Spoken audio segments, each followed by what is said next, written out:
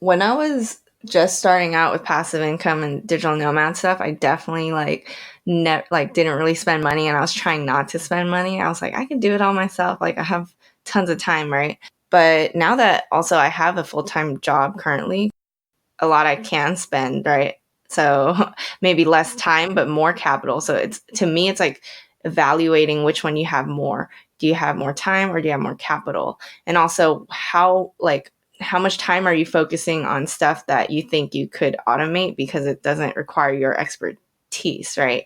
So that's when I realized like if I'm going to do all these things to grow my brand, I definitely can't just like do it all myself. Want to discover new parts of the world while filling the pet-shaped hole in your heart? House-sitting website Trusted House Sitters gives you the chance to live as a local in over 130 countries, opening the door to a world of travel possibilities. And with thousands of pets looking for caring sitters like you every day, there's no doubt you'll discover the perfect travel opportunity with the perfect travel companion. Whether you want to wake up in a Spanish beach condo with a cat or a high-rise apartment in New York City with K9 Company, house sitting allows you to see the world in a new way. And not to worry if cats and dogs aren't your thing. Trusted House Sitters has pets of all shapes and sizes, from alpacas and horses to rabbits and hamsters. Find out more about house sitting and unlock a whole year of unlimited sits with adorable pets by visiting trustedhousesitters.com or download the Trusted House Sitters app on the Apple or Google Play Store.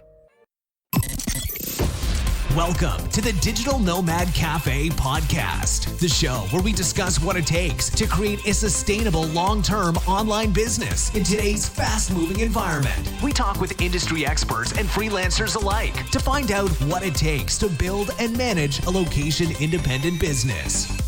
Hello and welcome to another episode of the Digital Nomad Cafe podcast. I'm your host, Adam Finan, and I'm very excited to bring you today's guest, Sharon Tseung from DigitalNomadQuest. Sharon quit her job and travelled the world for 2 years while building over 10 passive income streams on her digital nomad journey. And she also runs a successful podcast, YouTube channel where you can subscribe and learn more. She has a course around teaching people how to build passive income through Etsy. Over at DigitalNomadQuest.com, you'll see a courses tab in the menu, and the first 5 listeners get 20% discount code using Nomad Cafe. This course helps people to get their first $1,000 month through Etsy. Welcome to the show, Sharon. I'm excited to bring you on. Yeah, thanks for having me. So you do many things, many different online revenues. I mean, listening to your podcast, there's different, you hit on a lot of different topics. There's YouTubing, there's podcasting, there's Etsy, there's money management. So can we just, let's take it back a little bit and talk about, when you first got started working online, why did you look online and what was kind of the first things that you did? Yeah, definitely. So back in actually 2014, I did this month-long solo Europe trip, and I feel like that really inspired me a lot to be like, oh, there's like so much out there that I haven't experienced, because I've been in the Bay Area for basically all my life.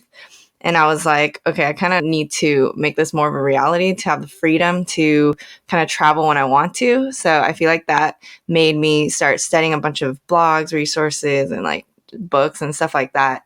I think I read over like 20 books just trying to gather information. And then I came across the term of, being a digital nomad and learning more about building websites and stuff like that. And then that, I feel like that led me to blogging, and then it led me to like Kindle books and Etsy. I was also trying out real estate investment before I did all this online stuff. So I just kept getting led to more and more passive income streams, trying to make that lifestyle a reality. And then in 2016, I ended up quitting my job as a marketing manager and then traveling the world for 2 years. So you were building these while you were working as a marketing manager somewhere, is it? Yeah, so I would say like 6 months before I left, I started preparing a lot. So I was working on building those passive income streams, but also taking some remote positions. So I took like 2 part-time remote positions while I was building those passive income streams, because I was thinking this would be a good way to transition into the passive income life type of thing if I had that remote work in place. So that was kind of my process. Oh yeah, absolutely. I mean, most people start out as freelancers and, while they build up their blog or their course or whatever the other income streams are. So did you transition using the same skills like online marketing skills? And did you use like a platform for it, or was it referrals? How did you get those clients, those first remote clients? Yeah, I actually looked a lot on like Craigslist. I think mainly Craigslist, to be honest. I was just applying to a bunch of marketing positions. And then the ones I took were basically, one was a referral, and then that was like to do graphic design for Facebook ads and stuff. And then another one on Craigslist was like to actually manage Facebook ads and make the ads. So I was doing a lot of just marketing, like the skills I already have. Yeah, and did you start the Digital Nomad Quest around that time, or was that a little bit further down the line? Yeah, I started in like 2015. I actually have two blogs. One is called Me Want Travel, and the other one is Digital Nomad Quest. And Me Want Travel was more like documenting my travel journeys, and then Digital Nomad Quest was more on the online business side. I started that one initially just to like vent. So so when I was at my job, I'd be like, the same old office, like same commute. I'm tired of this. Like I want to like see the world, and this is my progress so far. I think it's getting better. Or sometimes I'm like, oh my God, is it even working? So a lot of it was just kind of documenting my feelings and stuff like that. So now it's definitely evolved. Yeah. I mean, websites are always a work in progress and require consistent action and effort and maintenance. And, there's a lot that goes into it. And I think people don't realize that at the start, but the ones who succeed are often the ones who are consistent. And, looking, even myself, like I've had breaks, sometimes there's a whole month where I'm like, I'm not doing anything. And then there's other times where you're super inspired, typically after events or after talking with certain people, like, I can do this. And you Definitely. and you can crack on, And so how have you found, with regards to building up the website and the traffic, I can see a lot of the content you have is very, list focused, and you're mentioning other people. Have you found that to be a good way to help to grow the website traffic and your subscribers and things like that? Yeah, I think now that it's not just me writing everything, I've also hired other digital nomads and kind of money experts to help write on the blog. It's definitely helped. I think Pinterest helps a lot with traffic as well. But I think this year is going to be a lot focused on building it up more. I find that also through like getting on kind of these types of interviews too, it helps with growing traffic as well. Yeah, recently, or I guess in September, I went to FinCon, and I felt like that was actually very helpful in learning a lot of stuff around building up my website traffic more. Definitely recommend, checking out FinCon. I'm going again next year, so yeah.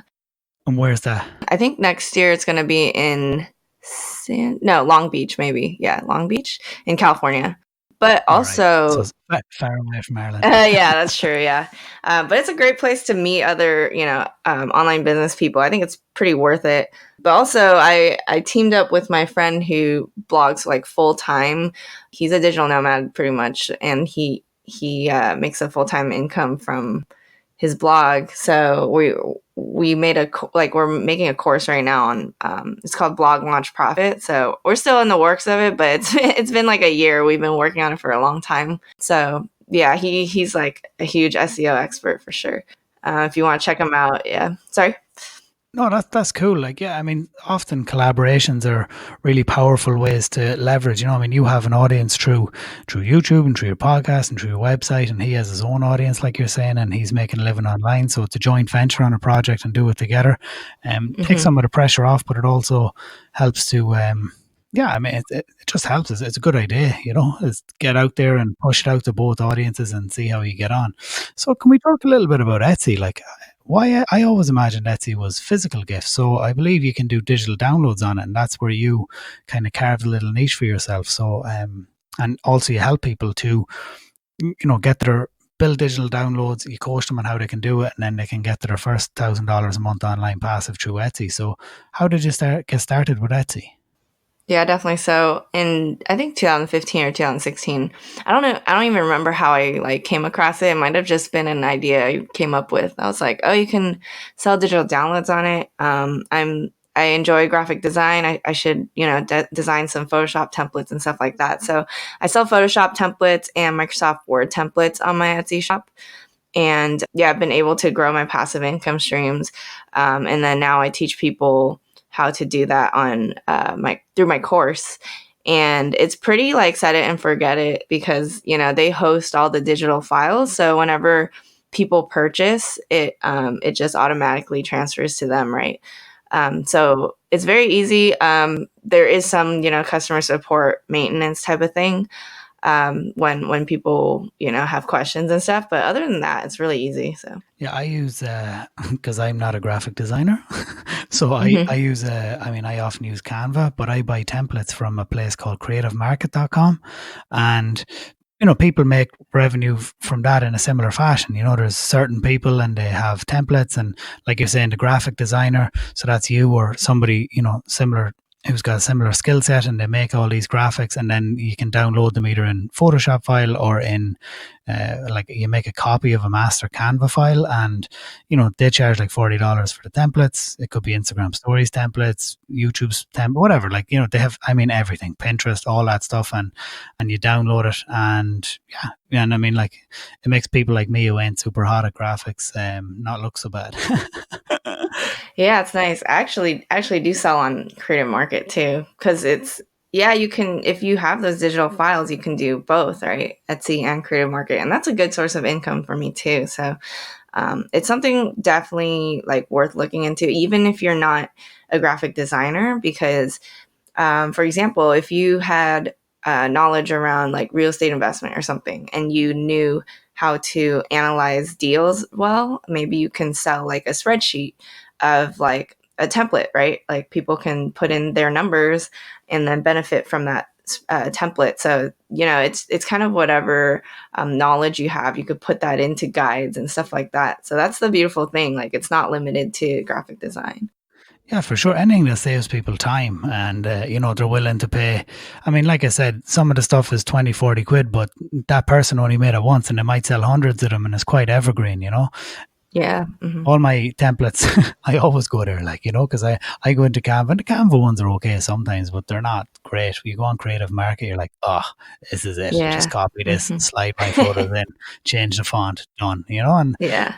and it looks good. So, and you can do, like you're saying, similar with Etsy. I seen a recent, there was a freelancer who was putting up their, what do you call it, the revenue from the year, and it ended up actually being creating PowerPoints. So they were a freelance writer, and was creating PowerPoint slides was actually the top revenue earner for the year.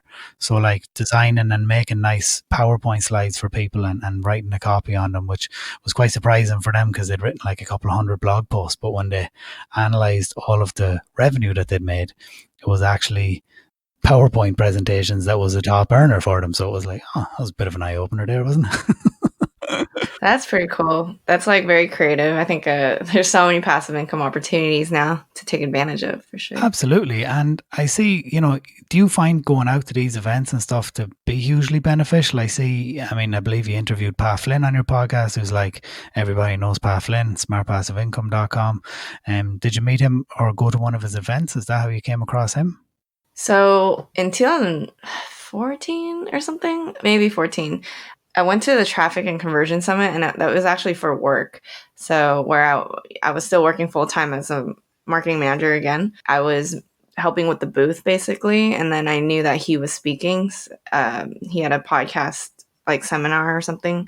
So I went, and then I ended up talking to him, letting him know I went to UC Berkeley as well, type of thing. I was trying to, like, connect with him. And then later he had, like, a little podcast session at the Buzzsprout booth or something, and then no one was like watching, but I was like, maybe I can like get more time to speak with him if I listen in on his stuff and then talk to him afterwards, whatever. So I ended up talking to him for a good amount of time, and he was like, I think we followed each other on Instagram. He said reach out to me on email, And then I did, and he even gave me his number and everything. So it was really cool, and ended up attending his conference called FlynnCon. And then he had this course workshop that he upselled like at the conference.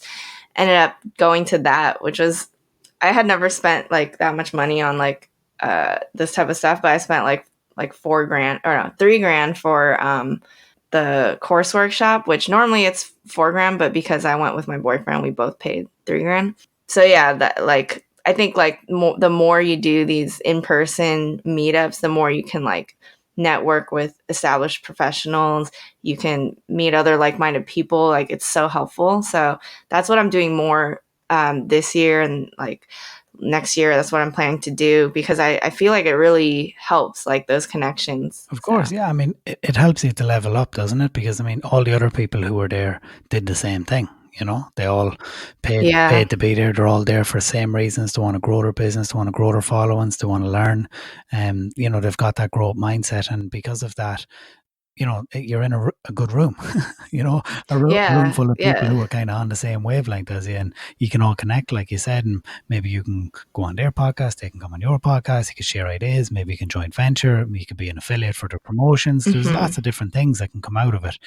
So many things. Yeah, and I was trying to host my own meetups just to like meet other like-minded people, but because it was like casual and free and stuff, like most of them were just starting out, so I didn't really meet like the people on the same like kind of energy and wavelength of like, we've already gotten this far with our online businesses, like let's talk more about how we can each help each other type of thing. Like that was, yeah, you don't find that as much, but like going to these events where you actually have to pay usually vets out the people who haven't done anything yet or haven't like explored it yet.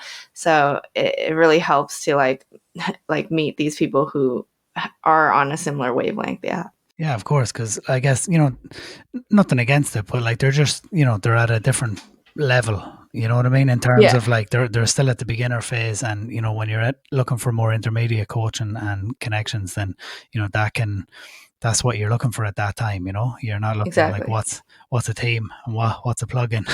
You know? Yeah, exactly. Yeah, it's like the conversation's a little bit different. You know, so look, let's talk about the podcast a little bit. So when you know, are you the first? I believe you're the second podcaster I've brought on. I think we both interviewed Johnny FD, cool, who has you know, I brought him on episode 8, I think, talking about dropshipping, and yeah, just curious, you know, for the podcast, like how have you found growing the podcast? How long did it take for it to get a little bit of traction for you? You know, how does that all look for you so far? Yeah, so I would say actually like my main focuses are currently like my blog and YouTube, I would say, when it comes to building my brand. Yeah, and then I actually repurpose the audio from my YouTube videos into my podcast. So that's how, yeah, but like I'm excited for the podcast because it'll like slowly and steadily grow, but I promote the videos more so than the podcast actually. I do find, you know, other people prefer podcasts, right? So like if they're on their commute, you know, they prefer just listening to the audio versus the videos and stuff. So yeah, you'd hope they're not watching videos when they're trying. Yeah, right. Yeah.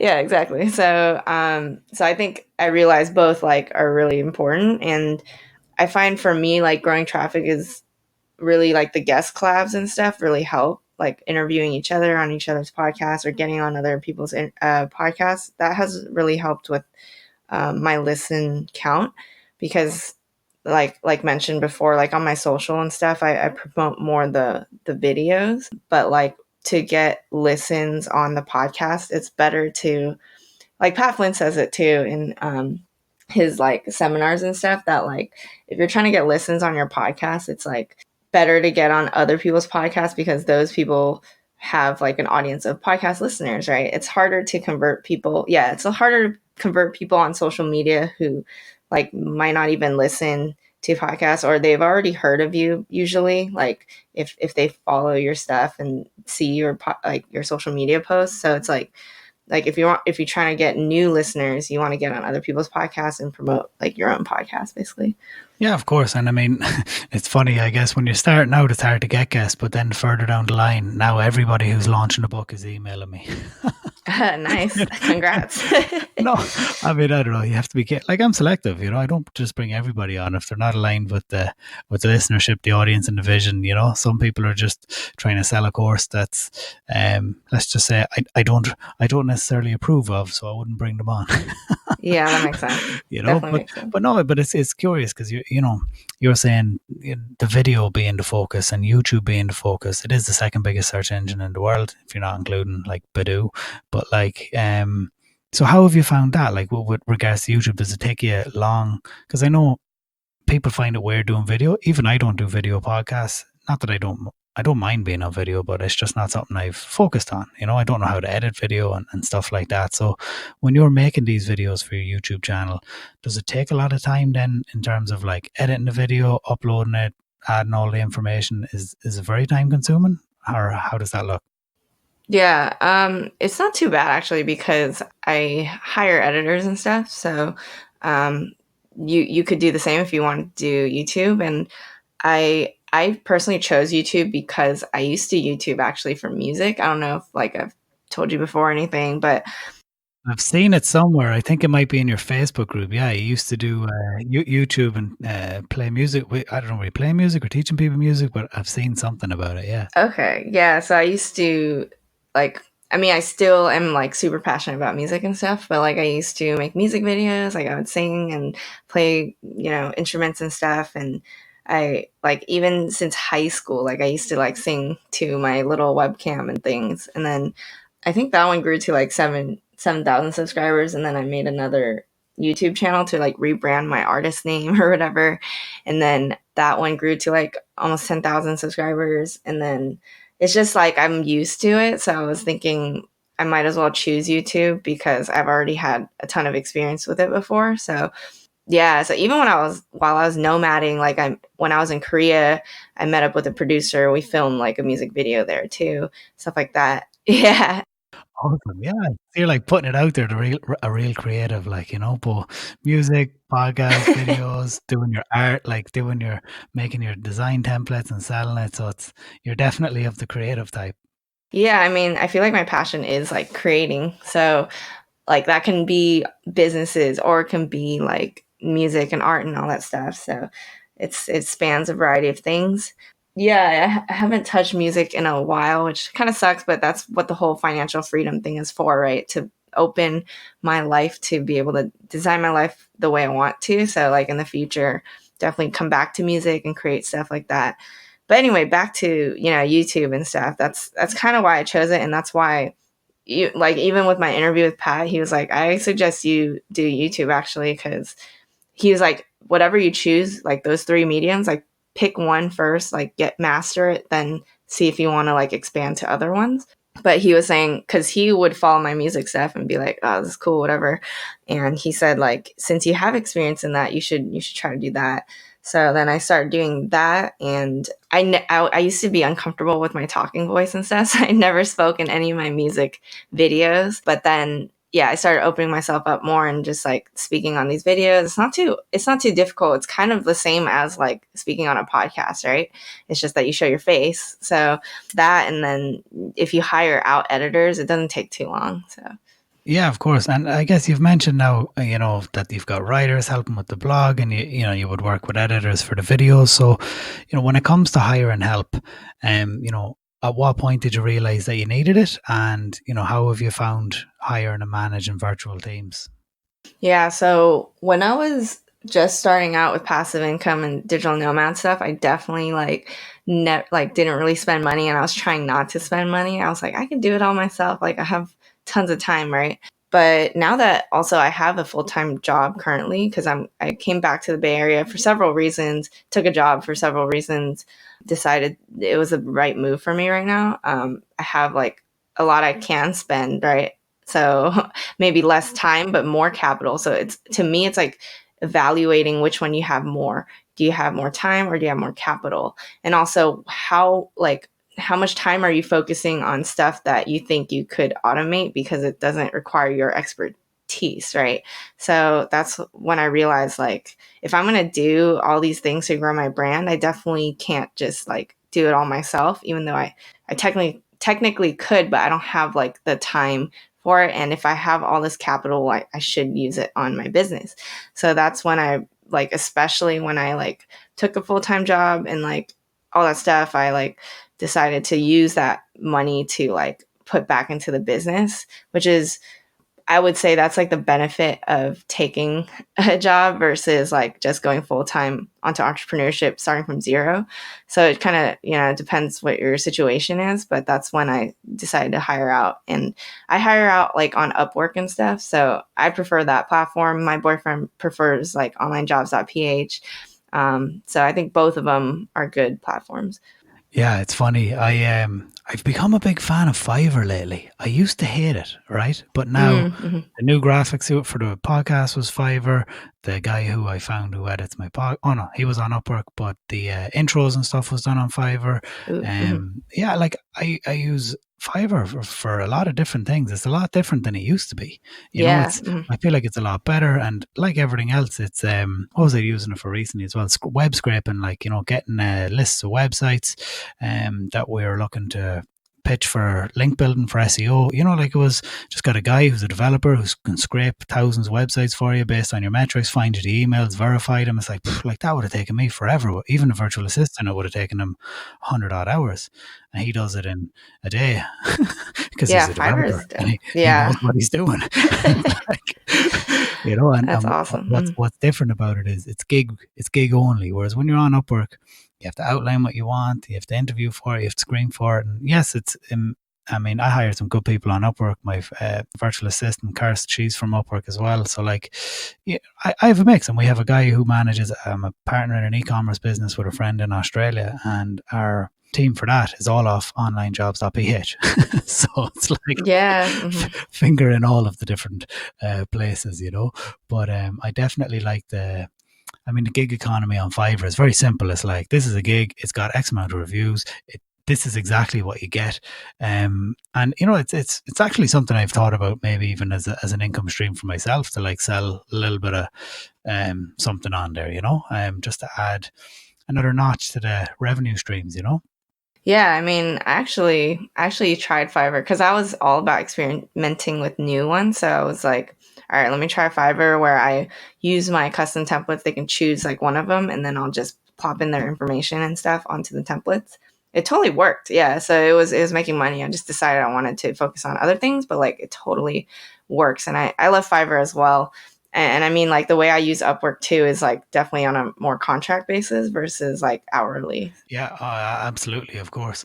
No, but it's cool. But you realize that there were certain things that you're not that you couldn't do them, but you just weren't willing to do it. It's better off to outsource it and hire it out, and somebody else who's a professional can do it for you. And then that allows you to focus on, your work and creating the content, which is essentially the key elements for you. You need to be the one in the videos, putting the videos out, getting these blog posts up, developing relationships, getting on podcasts, growing the audience, and then hiring where you need help versus spending, 20 hours a week editing videos.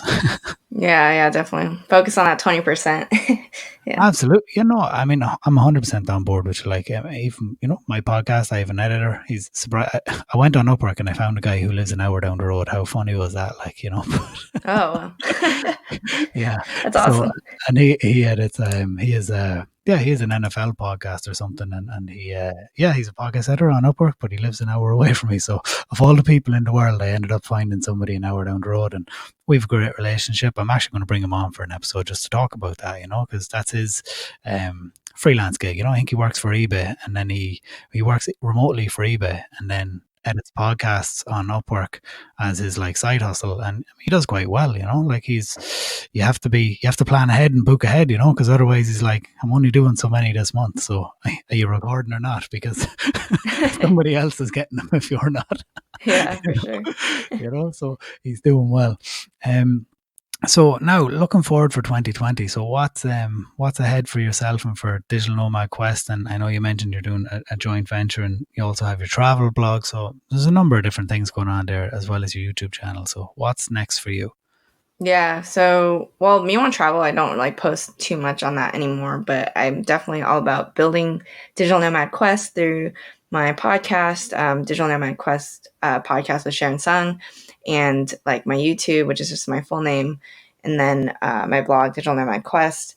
And I'm also actually like working on multiple courses, especially because I took that Pat Flynn workshop around course creation. So have a lot of things in the works, like the blogging course, as well as we're doing a real estate investing course, and then an Amazon FBA course. We've also, like, me and my boyfriend started building up my Amazon FBA business again, so we're gonna like team up on that, and that's been doing really well. So main focus really is like building up my brand, and also I think real estate investing is probably like, I want to invest in more properties and stuff like that. And then the courses, yeah. Sorry. I heard somewhere recently that like the average rent in San Francisco is like $3,600 a month, which is ludicrous. Yeah. For me to hear. No, it's insane. So, I mean, so I imagine. Yeah, that's a huge reason I left. Sorry. What? Yeah, exactly. Yeah. So it's like, I imagine, no, but getting in on the retail real estate game over there is probably something that once you get on it, it can do quite well for you because the rent is so high. You know? It's expensive though. That's why, like, like actually our course is on out of state real estate investing.